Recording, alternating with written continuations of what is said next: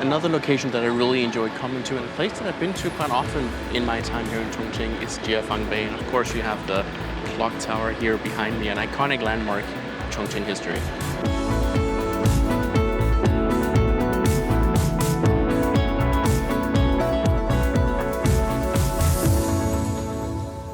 Hello everyone and welcome back to the channel. If you don't know me, my name is Mikkel and I am a photographer, videographer, and freelance journalist based here in Chongqing, China. Today I'm out doing another of these midday challenges. I'm going to try and see if I can photograph the Liberation Monument here behind me in full daylight. It's not something I usually do. Normally when I take photos like these, I prefer to do it either during the evening hours or the morning hours when the sun is lower in the horizon. But sometimes you have to try and challenge yourself and push through the boundaries that you otherwise have and see if you can create something still. It's going to be a bit of a challenge. There are not so many people moving around because this is just after the lunch break. So I should have less people than normal sort of during the evening hours and stuff. I won't be able to get these sort of photos where you have the lights on and everything is shiny like that, but I hope I can get some interesting photos of the monument nonetheless.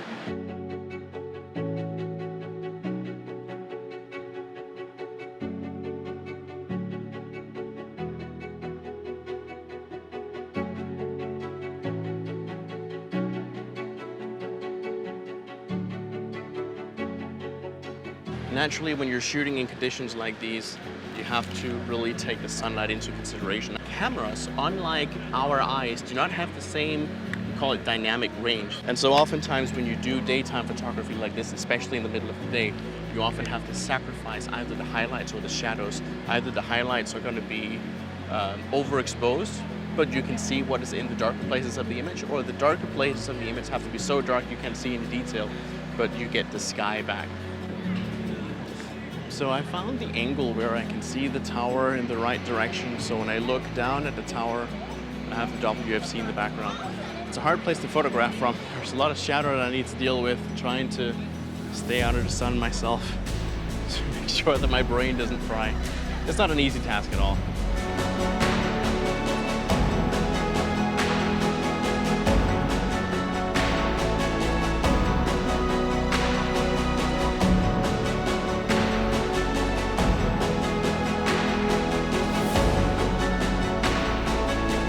Now, officially summer is supposed to have ended already, but we are definitely in the later half of September at this point, and it is blistering hot. I checked my phone just now and we are definitely above 30 degrees still, which is a lot for late September for a Danish guy like me who's used to living in the cold Arctic almost. But it's nice that just because the summer months are over that the weather doesn't completely turn to crap. It will start raining sometime next week. So I'm trying to make the most of what I can now while the weather's still good. But yeah, it's really hard to photograph in such harsh sunlight. When I was at the Great Hall of the People recently, it was a little bit later in the afternoon. It was about 3. And so by the time I was done, the sun was already starting to sort of come down over the horizon, which made everything a little bit darker and a little bit easier to work with. This is very, very, very stark. What I do like though is that some of my photos I even managed to get a little bit of clouds in, which I think looks really good. So I'm also just scouting for locations I can come back to. There are some terraces and stuff that would be really cool to photograph on, but I'm not sure if I have access to any of those. So we're just gonna stick to the ground for now.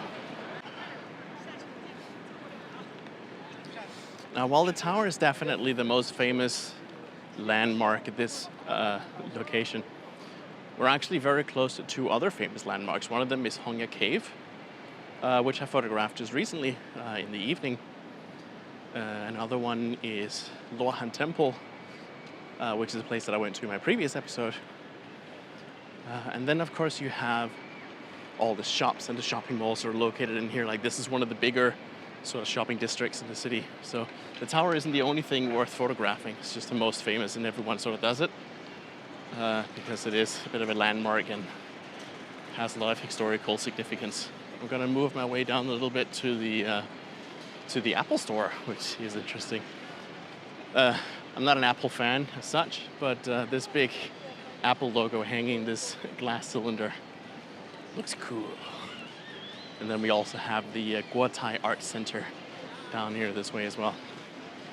So yeah, let's explore a little bit.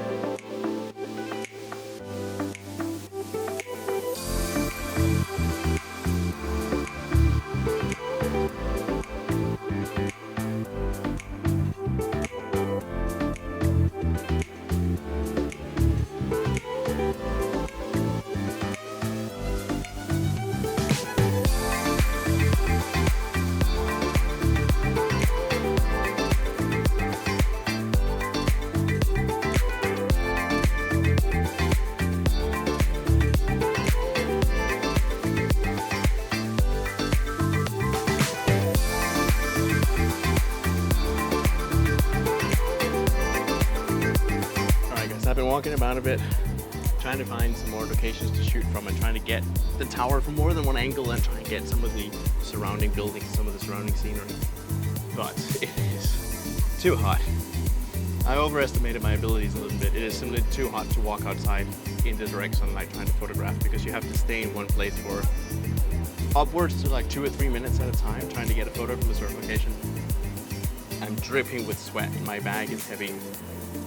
So I'm just gonna stick to the photos that I have so far. I'm pretty happy with the photos I got of the tower and of the Apple Store and some of the surroundings for the scenery photos that I got. So I think I have enough for this trip to be justified. Whew. I'm definitely feeling the heat now. So I'm gonna sign off and go home and look at what I got. If there are any other places you'd like me to visit and to try and photograph, let me know down in the comments below. I'll check them all and I'll see if I can go to that place anytime soon. The weather is starting to get darker. Summer is over, so it is gonna start raining a lot soon. So if you want me to go someplace, let me know now so I can start planning it. All right, my brain isn't even working anymore, so I'm gonna sign off. I'm gonna go home and look at these. As always, the photos are in the video up until now. Hope you enjoyed them. If you did, give us a like, consider subscribing to the channel so there are many more videos to come, and enjoy the last of the good weather before the winter comes. I'll see you in the next one.